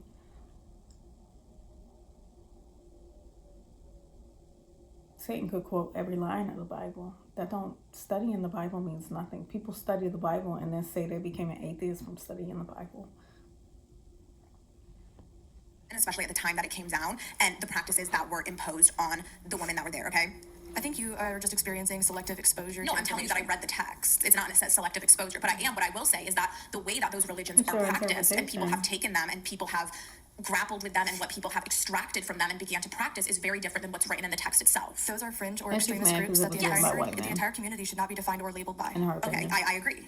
That's not what you said. You were demonizing the entire Christianity. No, I was not demonizing Christianity. I was saying what was in the Bible. The whole Bible You were is saying that Christian men were misogynistic. weaponizing Adam and Eve's story. Yes, and that is true, but I'm not saying that Christianity as But not all Christian men weaponize it. Okay, yes, but I was citing as an example. I And was saying all this Christian is men interpret it that way. I agree. I never said all men. I said specifically Coming that for. a lot of times religion is pointed to as this is why women deserve to be oppressed. So I was citing that. And the same thing can be said for Islam. A lot of men use the Quran as a way to oppress women. Any religion can be used to oppress women. And so what I was saying was from the Right, so beginning of why time, call women the have been Bible oppressed due to men's misogynistic? iteration of certain religions. And then Well, not this call the toxic or Quran this oppressive misogynistic. behavior that you're observing is an individual, not a community. Yes, I'm saying that religion can be weaponized. That it has nothing to do with the entire religion as a whole. I'm saying people can take religion regardless of what the religion is and weaponize There it. will be extremist groups of any and But every you group just that did, exists, kind but you of. should not label or define I never community by labeled that. anything as that. I just You said said Christianity is oppressive. you weaponize. I said men can take Christianity and weaponize it. I think that's an overgeneralization. Saying that men can weaponize Christianity is an overgeneralization. Yes, That's they just can. They can. They can weaponize it. They can and they have. It's possible, but that is an overgeneralization. I don't think you know what that means. She never said the majority of men. Hold on, well, let me let some chats come through and then. Jacob Joseph donated $200. Chair 1, you cited to the United Nations, the same United Nations that put Iran on the Human Rights Council. Can you please tell me about Iran's record on women's rights? So, yeah, sure, friend, Joseph. A message from the government of Canada. Hold on, well, Pasty George donated $200.04. So, according to Chair 1, men such as myself who refuse to enter into a relationship with a Western woman, or any woman influenced in any way by feminism, are bad and more likely to unalive women. LOL. sorry for the delay Yeah. for these guys. Champagne pop. Sorry, 2 came in there. Do you want to address Jacob first and then Pasty? Sure. What I'm going to say to Jacob, right, is if you want to look at Iran, right, and you want to look at what happened, okay, you can blame the United States and you can blame the West for that, for staging a coup. The CIA was involved, look it up, and putting talking Iran about back 9/11? into an oppressive regime. And your response to And Pasty Al-Qaeda? George? He said, oh, that men who reject feminism want to unalive women. Anybody, really quick before you. Yeah, she just given that she don't like anything wrong done by a white man. How do you somehow infantilize the Middle East, or Iran's history specifically, I guess, into, oh, it was the US's fault. Like the US just popped up in Iran, and Iran wasn't a country for who knows how long. People weren't living in that area for millions of years before the US even really existed. So everything is the white man's fault. Even everything that a colored man does is the white man's fault. Okay. Respond. Anybody want I champagne? get it. I'm okay. Champagne? No, thank you. 1, 2, 3, 4. Happen to have cider? No. No. Champagne? Okay. But so I think yes, they have tendencies to be more dangerous towards women. If you believe that you don't want to engage with any women that have anything to do with feminism, that's a bit concerning. And I think that men who believe that would be more violent towards women. Well, too late now. Well said. Thanks. Do you want it? I'm okay. Celine, I know you wanted to jump in on something there. Yes. I don't know if you still have that. I'm not entirely educated on the actual texts in the Quran, and I've read the Bible as a kid, but not in recent times. So I'm not going to sit here and act like an expert. But from my knowledge, the literal, if we're talking about just the text here, not the connotations, not the implications, not the people behind the text, if we're talking about the text, I would argue that Islam is arguably more oppressive than Christianity, just text-wise. I would say that Christian people that I have had experience with have been a little bit more oppressive, but that's honestly because I've met more Christian people than I have met Muslims. But again, from my knowledge of the text, it's much more oppressive. We're going to move off religion here, but really quick, we're doing cheers. We'll do cheers to Pasty George, he does champagne pop, to peace in the Middle East, I guess. Peace in the Middle East. Since we're on the topic, salud. Thank you, Pasty George. It's very nice. Ooh, 40 minutes. Straight from the bottle. Okay, we'll finish off on the back and forth and we'll get back to the dating stuff, I guess. Okay, so the UN, look, I guess my position is just, you cited to the UN, I guess they did a study that these red pill men are a Yes, threat or whatever. correct. I don't think the UN is a particularly reputable source, so, but I mean, I don't know if you had more on that or. More in red pill? Yeah, I mean, you were just, I asked your relationship status and then you started talking about red pill and all this No, stuff. I just said that that's when I encountered a red pill man who hated women, and it really opened my eyes up to the dangers that red How did pill your is. ex-boyfriend hate women? Like, what did he demonstrate to you that made you believe that? Okay, so it was a situationship. Didn't get that far, thankfully. So he didn't even care to make it serious. A man who wouldn't commit to you has defined your definition of a whole group of men. Well, I'm talking about that black and white thing can kill you. It'll kill you. So he didn't even want to make it serious. Just heal your trauma from that girl, because obviously something is going on there mentally. You let a dude who you was just having sex with, you let one dude who was using you define your whole definition for a whole group of men. That's why people be having a problem with feminists, because they're not really feminists. They're just traumatized girls who keep encountering the wrong type of men because of their horrible upbringing, lack of father, absent father, absent mother. Who knows? It was something that went wrong in their attachment development, and now they're making it into a political issue. No, honey, go heal. So how do you know that like he wanted a real relationship with you if he wasn't like taking you seriously and like giving you what you wanted?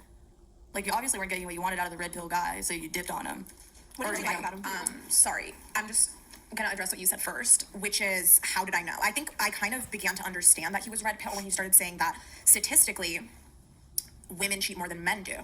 And then red flags started going off. I'm like, what is he talking about? That's crazy. That's just not true, right? And so he was saying all this stuff. His behavior was just very hateful. A lot of the stuff he'd say, it would be like insults disguised as jokes, stuff like that. And I was like, damn. And then after I took, say, the female red pill, and I was awakened to, I was like, damn, you really hate women. And then I began to go down this red pill pipeline, and I realized that a lot of what he was saying, other men were saying the same. Is it hating women, or is it the same deal where his mom did something wrong when she was raising him? Maybe she was too detached. Maybe she cheated. Maybe he watched his mom cheating on his dad and it broke his whole family apart. Maybe his mom was a narcissist, had no boundaries. Try to control his life. Well, it's rarely somebody wakes up one day and then all of a sudden, oh, all women X, all women Y. That's very rare. It has to be a consistent pattern they're experiencing, and sometimes it starts with their mom. Thing, talking about like sub 5, sub whatever. That's black pill. Oh, For the okay. record. No man who loves his mom and has a healthy relationship with his mom is going to fall into any of this stuff. MGTOW, red pill, incel. No, none of them. So ask yourself what that's about. Well, there's like, and I don't like these like terms and labels just because they're so convoluted, but there's all kinds of different categorizations. There's like the manosphere, and then there's like the red pill, and then there's the pickup artist, and then there's the Yes. incels, and then there's the, and there's like, my understanding is there's a whole bunch of disagreement along all these, the looks maxers, which is like the Yes. subs. Like you have a recessed maxilla, Yes. and your canthal tilt. Stacey's, and I'm not really familiar Yes, with exactly. all that lingo, but did you feel like in danger when you were dating him or whatever? So I personally didn't really get that far to that point. So no, I did not feel in danger. Oh, okay. But you said you took the female red pill. So you're Which red was pill. no. Well, you said you took Fine, I'll take that back. Female pill. the female Okay. pill. So yeah, I'm gonna make it up. The pink pill. Yeah. What is the female red pill or the pink pill? So it's something What I'm does it teach? coining. You're coining. I'm coining the female She pill. coined Yes. it. There you go. I'm creating it, Tell us that. and it's to be awakened. It's to be awakened to what is going on behind the scenes. That's my what men definition. are saying. That's my Okay, definition. well, it's now mine. I'm co-opting share that a term. definition. I'm co-opting that term Maybe for my we're own both red use. pills, I No, guess. I'm not red pill. You're red pill. I'll say it's like Really my are own kind of. definition. Go ahead. And it's that we need to wake up to what these men are saying online. We need to learn it and be able to spot them. Once we learn what they're saying, we can take those methods. We can Or maybe just not engage with those types of men. Can she lie and say every man on this planet thinks like that? No, she can't make that claim because it's false. So why don't we just look at where we're going, where we could be surrounded by men like this, not go there, real life or internet, and not engage, not study them. There's no need to study them. Don't engage. Engage with normal men. get them under our belt and we can learn to defend ourselves and stay away from all red pill men until they learn that they need to change. And I think that can happen if we learn about what's going on. I see. Okay. Thank you. You wrote in your notes here that red pill men need to be eradicated. Yes. So all red pill men are toxic? All red pill communities are toxic in your opinion? If you believe that women are less oppressed than men are and that females are the root of all evil, then Wait, one that's thing, toxic. really quick on the first part there. When you say, if you think that men are more oppressed than women, what would actually, like, you agree that women think that about, they don't think that, but they think that women are more oppressed? I mean, maybe some women take the red pill. I don't know. Maybe they've been I'm not brainwashed saying as that. well. No, I'm not saying that. I'm saying that women think the inverse. Women think women are more oppressed. I think certain people think the inverse because there could be. I don't believe women are more oppressed. I don't believe men are more oppressed. I believe that is an argument. The discussion is pointless. On a grand scale, it's pointless. If you have no life and you're all into all this political stuff, then it serves a purpose, but it serves a purpose for the people that you're voting for. They're not going to help you. You believe in this stuff just helps the politicians that want your vote. But in real life, you realize, wow. Me and my husband, for example, my husband has been through some crazy stuff that I will never experience in my life, which is specifically male issues that I will never experience, such as like gang violence and stuff like that. Gang wars, turf wars, such and so on, stuff like that. Me, on the other hand, I've been through way more life happening traumatic experiences than he will ever be able to imagine in his life.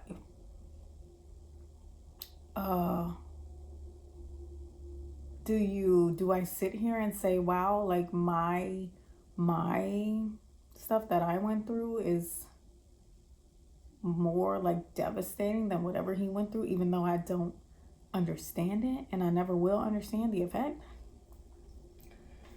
Of course not. How can you even prove that? You can't even prove it. My argument is suffering is suffering. It don't matter the scope of it. If someone is suffering, all suffering is equal, basically. So even though I don't like to get into it, you'll see rich people online kind of like detached from reality, complaining about how I didn't get the BM. You gave me the blue Cadillac. I wanted the pink Cadillac for my 16th birthday. How could you do this to me? I know it sounds crazy, but human suffering is equal. Okay. It's all equal. It hurts. I'm sure it hurts that 16-year-old girl just as much as it hurts a little 5-year-old girl who, is poor. She is living in squalor, and, I'm sure on a human level, it hurts the same. Pain is pain. Women, there could be men that believe that women are more oppressed, and there could be women that believe that men are more oppressed. Right, but you would acknowledge that whether a man or a woman could believe and do believe that women are more oppressed than men. Women are more oppressed. So men and women should acknowledge that. I didn't say should. I'm saying they do.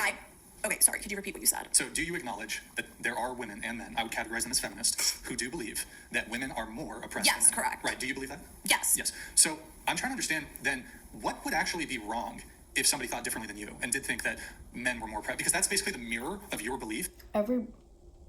Everybody should never think the same. Like, I would hope there's not one opinion that every human being agrees upon. I would hope not. Because something about it just not right to me. It don't sit right. Like, if you've ever seen that that experiment with was it rats or mice that they did, the Utopia experiment?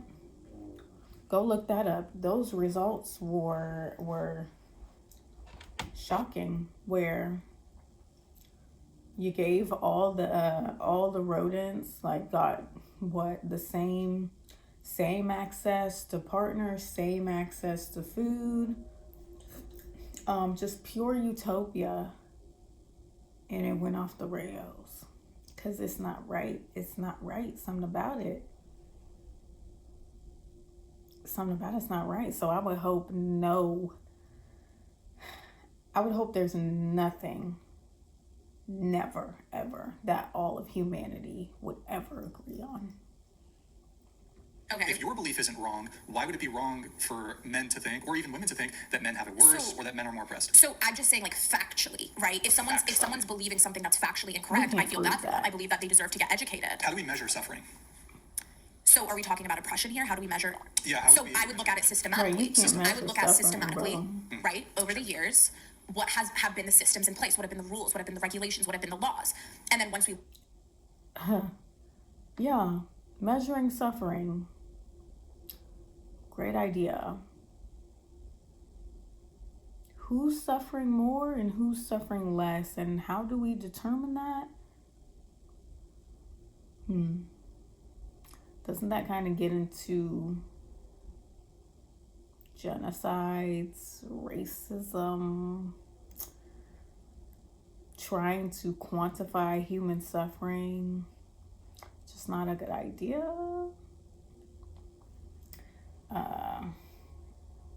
It benefits political leaders for sure to try and make you think that, oh, you're a white woman, so your suffering matters less than this black woman's suffering, and so you need to do XYZ, and not a good idea, not smart, very beneficial for the politicians to brainwash you and make you think you can quantify people's suffering through systems and all this BS. But you're not a politician, leave that mentality. Please arrive in reality where people are living day to day and people are going through things left and right and center.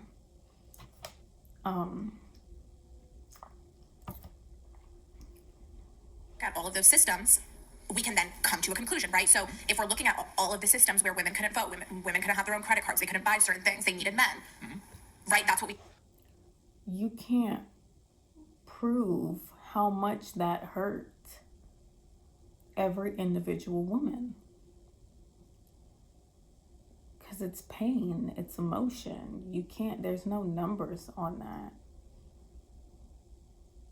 You can tell us the statistics, how many women could not vote, how many women decided to leave the home and go into the workforce during whatever war or whatever period of time when they could. You can get numbers on how many women protested in XYZ against this or that. You can't prove how much it hurt every woman, like on a personal level. Get real. All systematic oppression. Have men faced that? No. Oh, men absolutely have. What systematic oppressions have they faced? I love that and I love the framing of so system. intrigued. I love the framing of system. Are you familiar with the selective service system? No. Oh, are we talking about the military? It's related to the military, yeah. Like You deploy that? know, well, there's the volunteer military, but I'm talking about selective service system. Are you familiar No. with this? Are we talking Wait, about? how can you have any position on like equality and feminism if you don't even know the primary way and mechanism in which men can be or are oppressed? The military? The selective. This is what I'm talking about. Like, don't have these humongous opinions that don't even benefit you. They benefit the politicians that you like. Don't cosplay as a politician, basically. You want to cosplay as a politician, basically like the SJWs, the feminists, extreme conservatives, red pill, all this stuff. You trying to cosplay as a politician. It don't matter what you do or say, you're not changing shit. Like, you're not doing nothing but furthering the people who is ruining society. You're just furthering their agenda by being so caught up in their agenda. Military industrial complex? Well, that's, hold on, military industrial complex Okay, is so then completely can you different. explain it to me? But just to be clear, you're not familiar with the selective service system. No. I suppose. Drafting. Oh, I suppose. Okay, yes, thank you. Why don't we just call it drafting, my Because friend? that's the formal That's term not like for some it. gotcha So- where I'm using some like No, I mean- hold on, where I'm using some like vague nebulous You term are. to. No, it's literally the government. So it literally body. took one word of her just saying it's drafting, and it was all clear to me. So we could have said we could have But used I got what he meant. we could have used the most common term. The selective service system. is Okay, incredibly okay, so common. you're here acting like I don't know what that means, what it's like a basic government requirement. Yeah, so- I do know what that means. It's just typically referred to as drafting. Okay, and who is subject to the draft in this country? Men. Are women ever subject to the draft or ever? Well, have? it has not occurred. It has not occurred since feminism and third wave feminism hit, either third or fourth wave. It has not occurred. So I do not Sorry, know if what? there is a current draft if women would be drafted Wait, as so well. sorry. I'm unfamiliar with What that. hasn't happened? Men being forced to get drafted. Well, I mean, feminism started in Seneca Falls in the late 1800s. Okay, yes. So So there absolutely were military Okay, drafts so- from even before the Civil War, before you could even say there was like This one we gotta. This is when she's starting to get unveiled as just a girl who got hurt by a dude and then spiraled into the political stuff. That's what it's starting to sound like. And got all her information from social media and didn't. It's not really about that life. And it's just taking a whole bunch of personal experiences and like letting it lead her down a political path, like majority of people do, which is why a majority of people need to just be quiet and not get involved in this type of stuff and just focus on your own life. point to Seneca Falls, I believe in 1881, too for like the genesis complicated. of feminism in this country. The Civil War was prior to that, where men were drafted. Okay, so But you're saying there hasn't been a when draft? when was the last draft? Vietnam, 1970s. Okay. Yeah. So After. Well, After the right okay, to vote. when? What do you mean when? Sorry, I thought she was. No, I was just Well, so you time have, frame. you have women's right to vote. Okay, you know what? Let's talk about it. Y'all, before you judge me, I'm pregnant, all right? All right. Yeah, sure. So, as it relates to the system that exists, you said men haven't been systemically oppressed in any sort of way. I would argue that forcing men who are otherwise unwilling to, that don't want to put life and limb at risk, this is absolutely oppressive. If there was a government policy that, for example, Children. either did this to women or did like what I would argue the count. Well, not children, but we're talking about 18, 19, 20. It don't matter if you a man. I mean, it don't matter if you were an 18-year-old dude or an 18-year-old girl. That shit's scary. Like, what? Why should he be more... Why should it be more acceptable just because he's a dude and he's 18 getting drafted? He's still a teenager. That's where these girls these women just get so, you're so distracted. You're losing the humaneness of it. That's a teenager. What was you doing when you was 18? Can you imagine being freaking, what they do, pick from a freaking hat? Announce you on the radio, come to your house and take you, find out which households have sons, and just take all your sons? Like, the minute they turn 18, that's kidnapping. That's using. It's using. You know what I mean? I can't say it's using children because they're technically not children, but they're teenagers. It's just using teenagers as freaking missiles, basically. Suicide bombers, basically. Part would be, so like for example, if you had military police like abducting women and forcing them to give birth, this would absolutely be completely oppressive to women. Women have not really ever faced that. However, throughout all of human history, but at least as it relates to United States law, men have been forced by the United States government, which is a system, in fact, it's the most powerful system in the entire world. They get forced. Now let's comprehend that. It is a certain portion of men with all the power. They don't care about other men. They don't care about black men.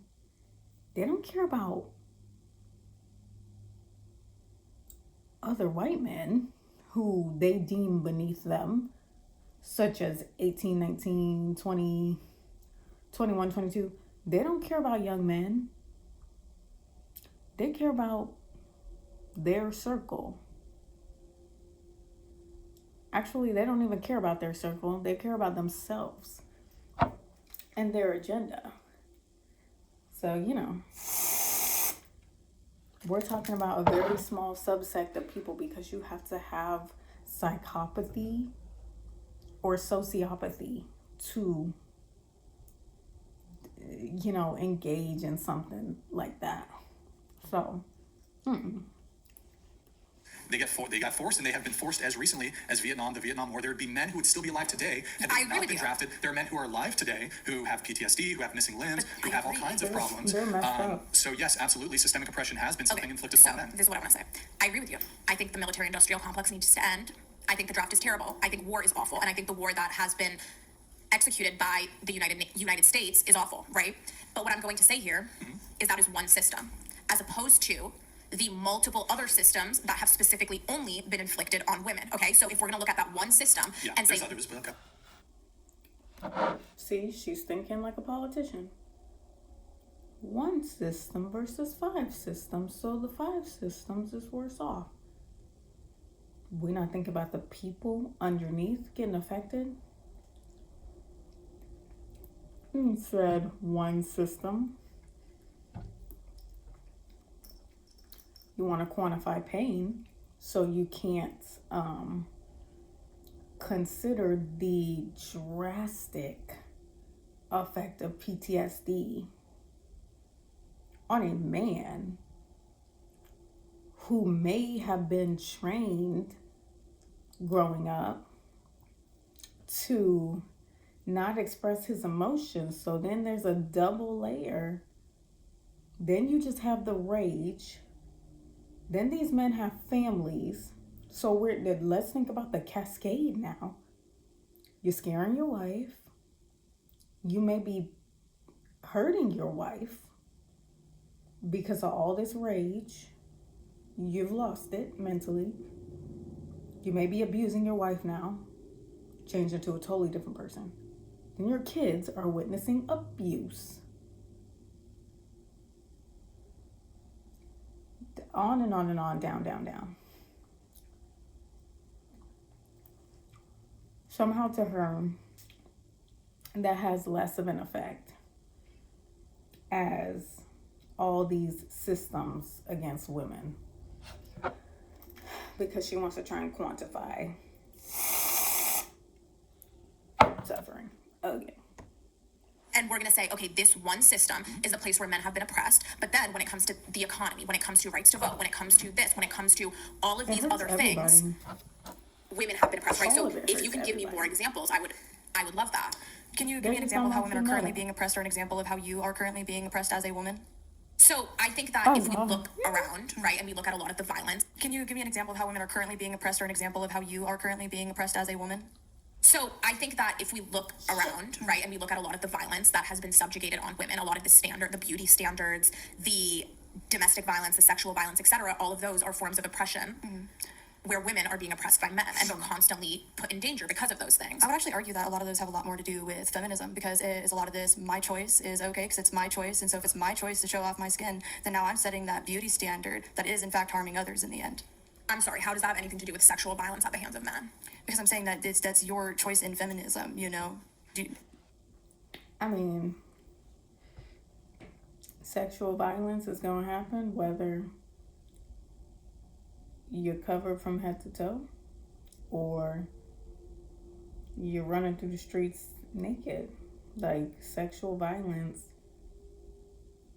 that's with a mentality that comes with a certain subset of traits and mentalities and beliefs. Like, if a man is going to sexualize a woman, he's going to do it regardless of what she got on. So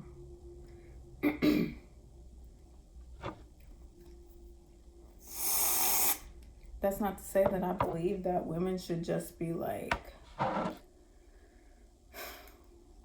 running the streets naked and thinking it's okay, because it's not. Like, there's a level of clothing that's appropriate in society for everybody to keep everything cohesive and not make people uncomfortable, specifically children. People don't want to think about that. All they care about is, oh, my outfit is so cute, da da da da. You're not thinking about children being exposed to your, because it's uncomfortable, but you know,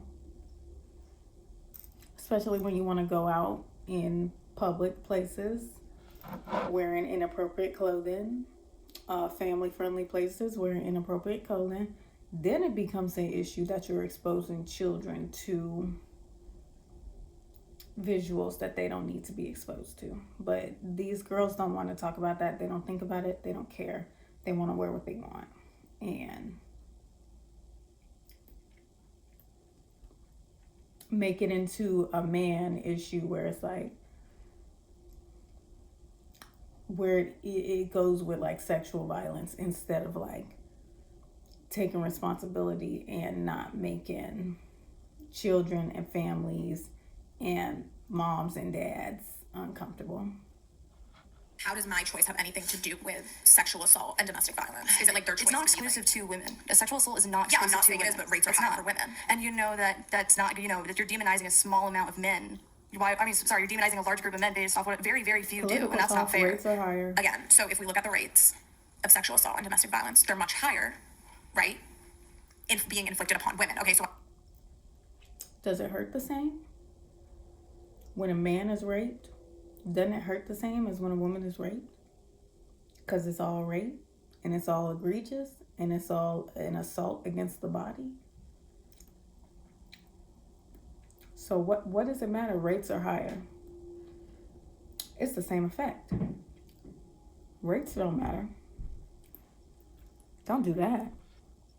It still hurts. It has the same effect. It's the same trauma. just talking about facts. So actually, I think that feminism has evidence of being dangerous because the domestic violence crimes are escalating only in females and it's decreasing in men. Hold on, let's not shift the goalpost here. You were referencing systemic oppression. Yeah, exactly. Governments are not forcing women to be SID, so Yeah. Correct. you would have to but- point to like systemic Okay, oppression. so right. Like if that's we're that's looking- individual problem, which is bad, which is wrong. Yes, and I was referencing that based on today. Okay, if we're talking about myself, what I'm personally facing. But then, if we want to talk about systemically, do you think that just all of a sudden those systems have dissipated? Just because the systems have been eradicated doesn't mean that their effects aren't still there. Give me an example of how you're actually currently being oppressed. How I'm currently being oppressed. Okay, so because those systems have been in place so long, where women shouldn't have jobs, women shouldn't have financial stability, women shouldn't be in charge of their own finances. I think she asking, which one of these struggles are you going through, like personally? Like, I feel like, as an example, that would be an example like,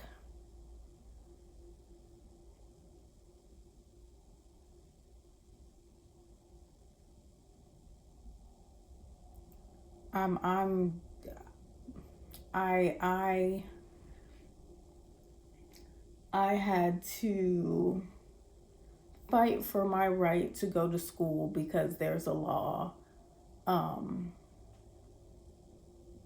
in my country that forbids women from going to school. I had to fight to go to school. That would be an example of how are you being oppressed right now. If she can't come up with that in America, I can come up with anything myself. That's a difficult question. Then she jumps to women, but do you have a job, right? You have a job, right? Have you been fired for some discriminatory female reason? Like you were unjustly fired when your employer found out that you were pregnant? That's illegal. That would be an example.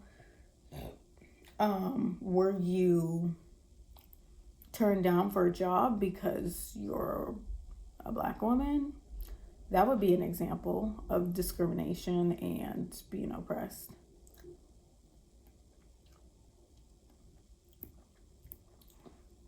If you can't come up with a specific example, then what are you doing? You're just, you're a busybody? Your life's too perfect, so you have to be a savior for everybody else. Come on. A lot of families have come to think that that is the truth. They have come to accept that. They have come to see that as the correct way of living. And But so does a your lot of families family don't live like prioritize that? their daughters getting educated or their Did daughters you get getting an jobs education? or etc. Do you have a I'm job? saying Maybe 20 years ago. Hold on. So You what can't do you have to answer. say then? My understanding across the nation in the United States, the higher education gap, it's like 60-40, 60% women, and this was the case since 1980. So since 1980, 45 years ago, more women have been going to college and graduating from college, going to university. So perhaps historically this might have been the case. And I But now think that the they gap have exists in the other more, way, are you prepared to say that there's master's degrees, discrimination and sexism PhDs? against I men, don't given the disparity? no, I'm not prepared to say that. But there's a gap that exists. Yeah, and why is that gap there? Maybe because women are being presented with more opportunities just because they're women. But can we at least do a correction on this idea that women are like disincentivized to go to university? Because more women go to university than men. Yes. And this isn't like fake news. We can look it up. If you guys go to a specific university, perhaps it's even the case that the university you go to. I don't know if anybody here, you go to UCSB, the split I believe is 55%, 45%. That's a 10% gap. There's more, 55% women. Is the female population not higher than the male population? It wouldn't account for perhaps in a very small way, it wouldn't account for such a massive gap in higher education. Yes, I'm saying ideologies of certain families. I'm not Sure, saying absolutely. I'm not saying specifically And she in the can't even say university, her own universities family are like accepting that. less females than they are accepting males. But what I'm saying is there are certain families who don't incentivize their daughters to go to school. That's more of a cultural issue. Yeah, I mean, that's probably I would true. agree. I don't think I would disagree there. But I mean, in terms of what we actually see bared out by the data, more women go to university. I'm not making this up. We can Google it if you just want to reference it. But yeah, more women do go to university. And it's not by a small margin. I think in total, it's either there are 1 or 2 million more women that go to university than there are men. And so this accounts for a 60-40 split in favor of women. What's your point? What do you mean? Like, Well, more women she go was to saying school. that, well, these women, they're oppressed because there's not a push, we're trying to limit how many women go to university, but actually, in terms of actual college enrollment, getting a diploma, women are outperforming men in that particular regard. So it's just a correction of a factual inaccuracy. But she's So talking I about think systemic oppression, right? So like as history's going on, we are changing that as women. Who's changing that? Men aren't changing that for us. Women are changing that for us. So we could be in school and be in all these places. I mean, from my personal experience, in terms of the women in my life, the women I've seen, it's always been a very normal ideology. Like, women are ambitious. We go to, most mothers, from my knowledge, are pushing their daughters to go to school. That is completely a cultural issue. I wouldn't say so. It was like that in my house growing up. They were kind of more focused on Well, my you brother. live a little more Midwest. Right. That's why I'm like, I A feel little like more it's Midwest, more so. which is culture. Well, I don't know if Midwest is necessarily. I think it's just like more so. Rural areas is the right term? That like they focus on the men. There is a culture to that, though. I don't think there's a dispute that there's absolutely anecdotal examples where perhaps in certain families there's like the son has to, I don't dispute that this happens, but in terms of the propaganda that's out there, I mean, I don't think that there's the propaganda I see is family, marriage, children, at least directed towards women, family, marriage, children, secondary, college, career, primary. And I don't really see much propaganda in the other direction where it's like, no, women, don't go to college. I will Don't have say a career. that propaganda is more. I would say it's probably equal on both sides. Like, it used to be outrageous for a woman to leave the home. Then, now, it's outrageous for her to stay home. It just goes back and forth. Like, just do what you want. You can't win. And today I would say it's probably like almost a 50-50 split. Like, where now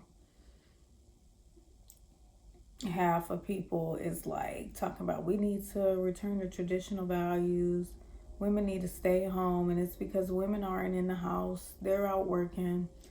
Kids are suffering. Versus the whole, you need to wait to have kids. Don't even have kids. We hate kids out here. You better not have kids. 4B movement, this, that, all that stuff. So. Again, in the personal family life, like, you don't see that online. Now, I will say, like, maybe 10 years ago, when I was a little kid on the internet, it was different. But as of right now, I would say there's no real propaganda against, like, women going to school, unless it comes to motherhood. But again, like, in the families, the cultural aspects of that, yeah, for sure, you're going to see parents being like, no, I want my daughter to do this, this, and this, and this. But that, again, is the family, the culture. Coming back to this, though, just because I mentioned the selective service system, this is a robust system It's a part of the United States government, and you might say, well, it's been so long, because I think you're maybe alluding to that in your argument. You were saying, well, No. well, it happened so long ago. Although I would argue, my counter to that would be, even if this was the case, well, I have two arguments to that. Even if it was It's the case, still like affecting if I were to dismiss like any claims related to like racism or like ways in which Black people or other people of color might be disadvantaged in the United States, and I just said to you, well, like slavery was a really long time ago, so it doesn't matter. You would probably say that's ridiculous. In the same way, just because the last draft we actually had happened, even if we looked at World War I, World War II drafts, those are hundreds of thousands of men who were casualties of war. In the Vietnam War, tens of thousands of men casualties of war, including injuries, hundreds of thousands as it relates to the Vietnam War, but also even today. It's not just like when there's actually a draft, women have a privilege that men don't, and the privilege is as follows. In order for me as a man to be able to vote, and women often bring up, well, women didn't have the right to vote, which is a separate conversation we can get into. In order for me as a man to have to vote, I have to register with the Selective Service, and I have to be potentially subject to military conscription. In order for me to be able to vote, I have to do something that you don't. This seems like women are then treated then as a sort of privileged class in society. And in addition to that, even if there's not a draft, even if I never see any sort of war, I'm probably aged out of it. But there are, of course, young adult men from the age of 18 to 25 or whatever who would be subject to it. There's other issues with it too. If you don't register with the Selective Service, you're barred from federal loans. You're barred from federal jobs. Yeah, you can't. I'm trying to think. Well, I mean, technically it's a felony. There's a $250,000 fine if you don't register with the Selective Service. You can't vote. What was it? Student aid, student loans, I guess same thing. You're barred from certain federal jobs, certain federal programs. So it seems like in order for men to have a right, men need to do more. Men have a duty to the United States. What corresponding duty do women have? And I really can't think of one. So, what specifically are you asking me? Are you asking me, should women have the right to vote? Systemic duty. No, I'm not saying we should. I'm absolutely not making the case of repealing the 13th. Women do have the right to vote. I'm just saying, attached to men's right to vote comes a burden and a duty that is completely absent as it relates to any sort of duty women have. Men have duties. Women don't.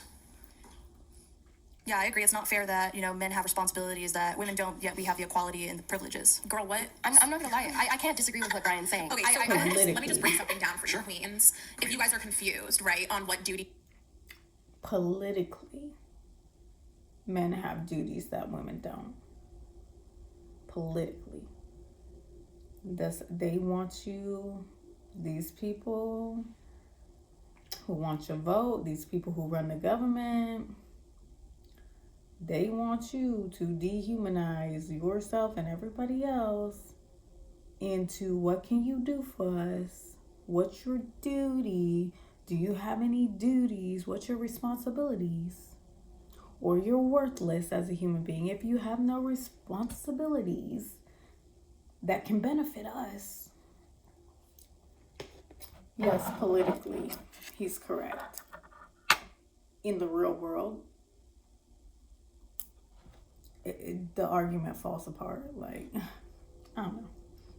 Women have. Am I queen too? If you desire to be. Can I be? Sorry. If you desire to be, right? So who was holding down the household, right, when men were off at war, right? So, illegal. Okay, so what? They were just gonna leave the kids in the street because it wasn't legal. Like, girl, come on now. How hard do you think it is to clean and take care of a house? Duty to take care of Oh a child. my God, Girl, it's not the house.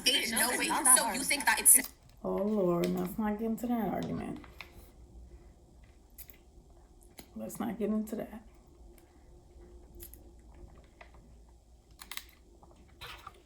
Because that argument, I'm going to take y'all on a spin. That argument is an insult to mothers struggling with mental illness and mothers who have disabilities. I'm sorry to say, she's not cooking with that one. Nobody's cooking with that one. How hard is it to stay at home and clean and cook? You ain't gotta do nothing but take care of some kids. Maybe for the average healthy, never traumatized woman who is functioning well.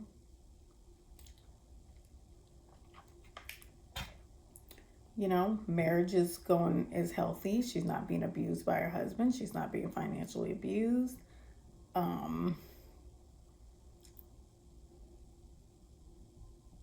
don't know. She has no mental illness. She doesn't have any intellectual disabilities. She has no physical disabilities. Oh, man.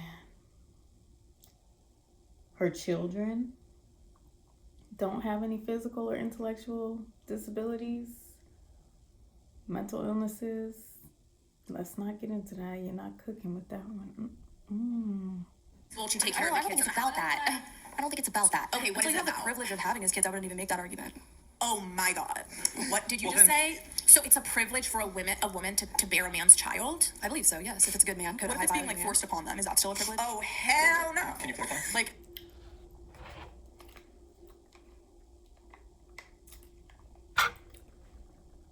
Who else's child is she gonna have if not a man's? That's biological. It don't even matter if it's her man. Or she need it. I don't know, but yes, it is amazing that we have two genders, and other women are blessed with the ability to be able to have children. It is a blessing. It's amazing. People don't want you to realize the absolute power in being able to create life in your body. Like, do y'all hear me? That is amazing. It's amazing. People don't want you to know how amazing that is.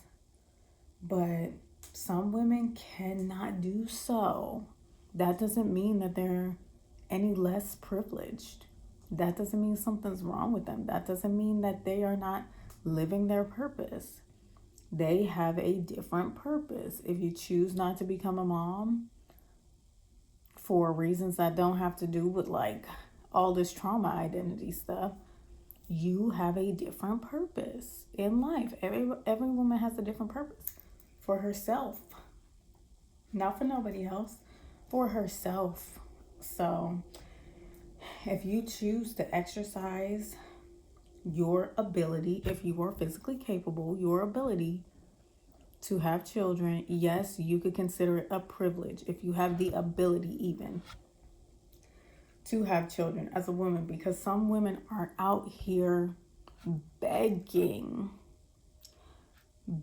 God. They're spending millions, hundreds of thousands of dollars on IVF, on fertility treatments, because they want a child so badly. Y'all gotta understand this, okay? So yes, if you can have children, it is a blessing, because there are women out here who are dying to have children, but they cannot for whatever reason. And I need to plug up my iPad, so I'm gonna just go into part 2. Oh, I'm only an hour into this video, y'all. So I don't know if I'm gonna finish this video after part 2, but we shall see. Okay, thank you for watching part 1, and I'll see y'all in part 2.